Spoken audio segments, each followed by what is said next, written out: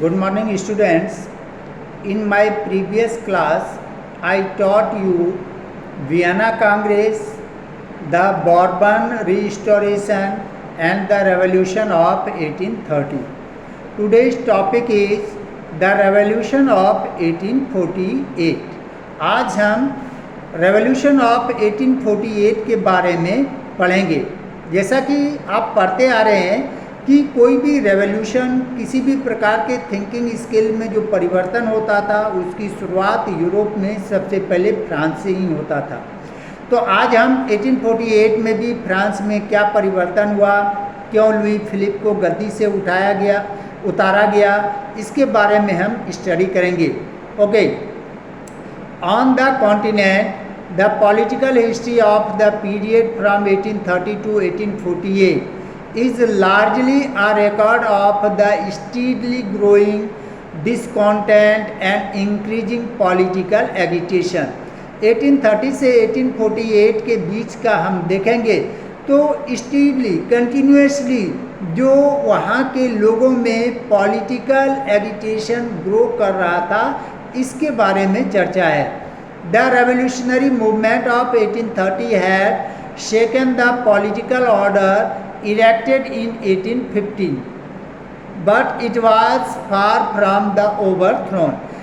जो 1815 में जो वियना कांग्रेस के द्वारा वहाँ पर फ्रांस में पुनः ऑटोक्रेटिक गवर्नमेंट स्थापित किया गया था, उसे 1830 के विद्रोह ने जड़ से हिला दिया था, लेकिन उसे जड़ समेत उखाड़ नहीं फेंका था। इट मीन्स ऑटोक्रेटिक गवर्नमेंट को समाप्त नहीं किया था। Censorship of newspapers and books, surveillance of the university, prohibition of the meeting and repression of all liberal movements continued in many continental states as before. पहले जो निरंकुश शासन में जो होता था कि न्यूज़पेपर पर, बुक्स पर, इस सब पर रोक लगाना, जो लिबरल मूवमेंट्स है उसको दबाना, तो ये सब कंटिन्यू चले आ रहे थे। Meanwhile the discontent was growing, the demands were either for written constitution और where such constitutions already existed.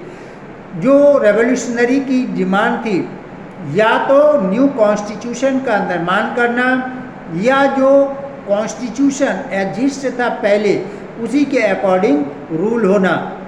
For an extension of the franchise, और लोगों को पुनः franchise means right to vote, यानी वोट देने का अधिकार मिलना। अब देखें कि ऑटोक्रेटिक गवर्नमेंट में इलेक्शन तो संभव है नहीं। इट मीन्स डायरेक्टली उनकी जो इच्छा थी, रेवोल्यूशनरीज की जो इच्छा थी, वह एक ही था कि वे रिपब्लिक गवर्नमेंट का निर्माण हो, ऑटोक्रेटिक गवर्नमेंट की समाप्ति हो। The factory system by concentrating working man in great centre made it easier for the apostles of those ideas to carry on the propaganda among the working class।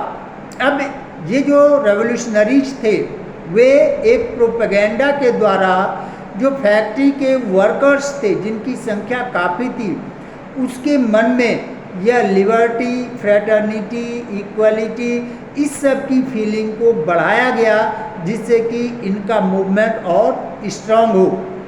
Secret clubs, newspapers, pamphlets and books, together with the spread of popular education, enabled the disseminations of democracy to reach a larger section of the masses than ever before। अब pamphlets के द्वारा, newspaper के द्वारा, books के द्वारा education को बढ़ावा देकर घर घर तक, लोगों तक यह पैम्पलेट, न्यूज़पेपर पहुंचाकर जो क्रांतिकारियों की जो डिमांड थी, वह अधिक से अधिक लोगों तक पहुंचाने का प्रयास किया गया। अपने क्रांतिकारी जो उनकी जो फीलिंग थी, उनकी जो डिमांड थी वह लोगों तक अधिक से अधिक पहुंचाने का प्रयास किया, लोगों को अधिक से अधिक अवेयर बनाने का प्रयास किया। Consequently, the democratic movement gathered strength with each passing year, जिससे डेमोक्रेटिक मूवमेंट जो है साल दर साल और अधिक जो है पावरफुल होते गया, अधिक से अधिक लोग जुड़ते गए, जिससे कि यह मूवमेंट और अधिक शक्तिशाली होते गया। The elements of the opposition to autocratic rule and the vagaries of democracy were becoming more determined in all Europe. अब यह सिर्फ फ्रांस का ही नहीं रहा, अब यह फीलिंग, यह जो विचार था, थॉट्स जो थे, यह संपूर्ण यूरोप के कॉमन पीपल में फैलने लगे।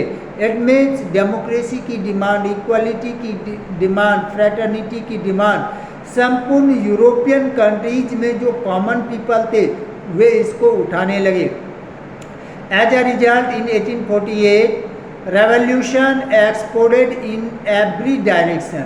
इसलिए 1848 में हर डायरेक्शन से रेवोल्यूशन शुरू हुआ। In one respect they were all alike, और सबकी डिमांड एक ही थी, डेमोक्रेसी की, इक्वलिटी की, फ्रेटर्निटी की, यही डिमांड थी। They were all motivated by the desire for political liberty, और उन सबकी एक ही इच्छा थी कि पॉलिटिकली लिबर्टी उन्हें प्राप्त हो। As we have seen, Louis Philippe was placed on the throne of France after the revolution of 1830. 1830 के रेवोल्यूशन के बाद फ्रांस की गद्दी पर किसे बैठाया गया था? लुईस फिलिप को। He was a shrewd man who broadened the franchise to some extent. उसने फ्रेंचाइज को थोड़ा फैलाया, पहले की अपेक्षा अधिक फैलाया। But in reality his government was not as democratic as it appear. लेकिन जैसा वह दिखावा कर रहा था, उसकी सरकार डेमोक्रेटिक नहीं थी। Only A small portion of the population enjoyed the privilege of voting. सिर्फ कुछ ही जो पावरफुल लोग थे उसी को ही वोटिंग राइट दिया गया।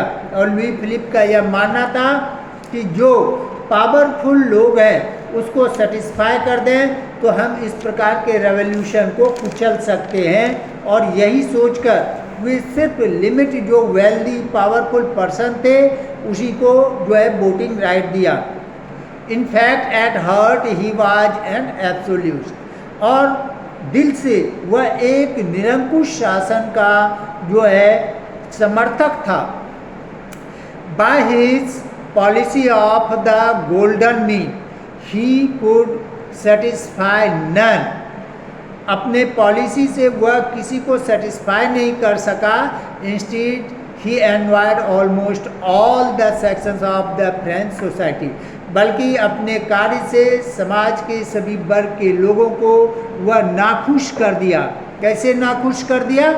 क्योंकि जो उन्होंने शुरू में दिखावा किया लिबर्टी का, जो उसने फ्रेंचाइज को थोड़ा बढ़ावा दिया, इससे जो ऑटोक्रेटिक सपोर्टर थे वे विरोधी हो गए। लेकिन हार्टली वह ऑटोक्रेटिक था, जब दबाव बढ़ाने लगा तो दूसरी ओर जो डेमोक्रेटिक सपोर्टर थे वे विरोधी हो गए। यानी हर वर्ग के लोग उससे नाखुश हो गए, नाराज हो गए।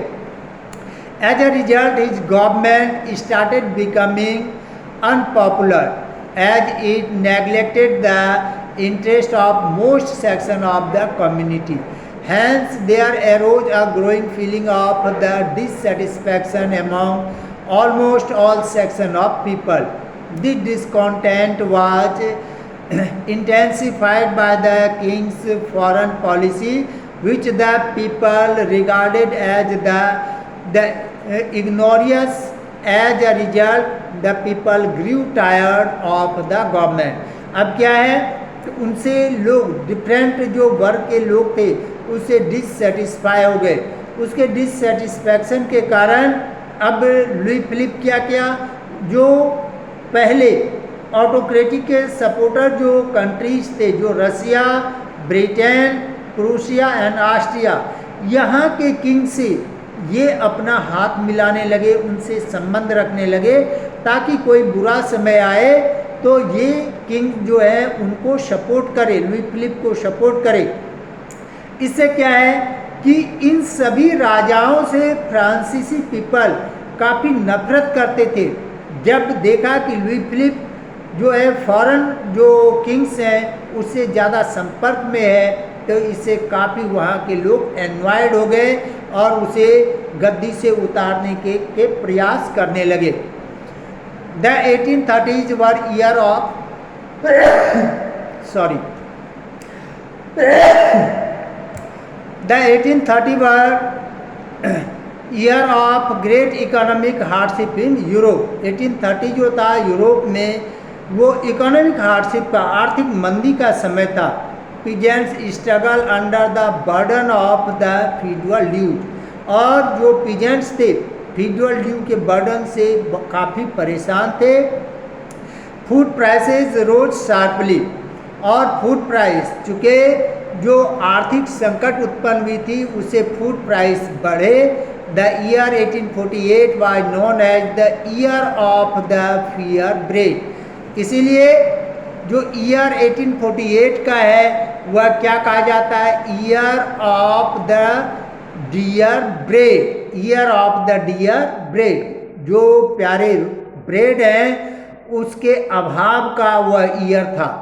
However the immediate cause of the revolution was king's study refusal to allow any further extension of the franchise. जो तात्कालिक कारण बना विद्रोह का वह था कि पीपल ने फ्रेंचाइज को बढ़ावा देने के लिए कहा, जिसे लुई फिलिप ने मानने से मना कर दिया। The vast majority of the French population had no franchise on account of the high property qualifications required of the voter. बहुत कम लोगों को ही वोट देने का अधिकार था, क्योंकि इसके लिए हाई प्रॉपर्टी की आवश्यकता होती थी और हाई एजुकेशन की, जो कि फ्रांसीसी लोगों के पास ना तो हाई एजुकेशन थे ना ही high property. Guizot the prime minister was a conservative who would not listen to any proposal of the electoral reform. Therefore liberal reforms Thiers and his followers organized a series of reforms banquets। इसके कारण revolutionary ने अनेक reform banquets बनाया, जिसको कि मानने से Louis Philippe ने मना कर दिया। फलस्वरूप प्रोसेशंस हुए, या 22 फरवरी 1848 को प्रोसेशन किया गया और गजट पास करने के लिए कहा गया, जिसे कि उसने मानने से मना कर दिया गया। On 23rd, the situation amused a more serious character as the National Guard joined in the fighting against the regular troops। Regular troops के साथ जो नेशनल आर्मी थे वे भी लड़ने के लिए तैयार हो गए, जिससे कि वहाँ का सिचुएशन और भी सीरियस हो गया। कॉमन पीपल काफ़ी नाराज हो गए और kings that he dismissed Guizot, और किंग ने नेशनल आर्मी के सपोर्ट से गजट को जो है डिसमिस कर दिया गया। The mobs quieted somewhat and it seemed as if the danger were past, but the evening a crowd gathered in front of the Guizot house. Exchange of the fire between the crowds and the troop. अब क्या है, ऐसा लोग सोच रहे थे कि शांत हो जाएगा, लेकिन एकाएक शाम में बहुत सारे लोग इकट्ठे हो गए और गजट हाउस को घेर दिया, जिसके कारण क्राउड्स और ट्रूप्स के बीच में काफ़ी जो है आपस में झगड़े हुए।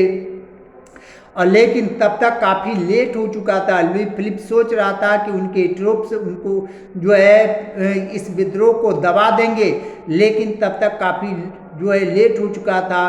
काफ़ी बड़ी संख्या में जो है लोग इकट्ठे होकर उसको गजट हाउस को घेर दिया, जिससे कि भयभीत होकर लुई फिलिप गद्दी छोड़कर भाग गया जिससे कि अब पुनः वहाँ पर जो कॉमन पीपल थे उसका अधिकार हो गया और उन्होंने रिपब्लिक घोषित कर दिया। कॉमन पीपल ने फ्रांस को रिपब्लिक घोषित कर दिया।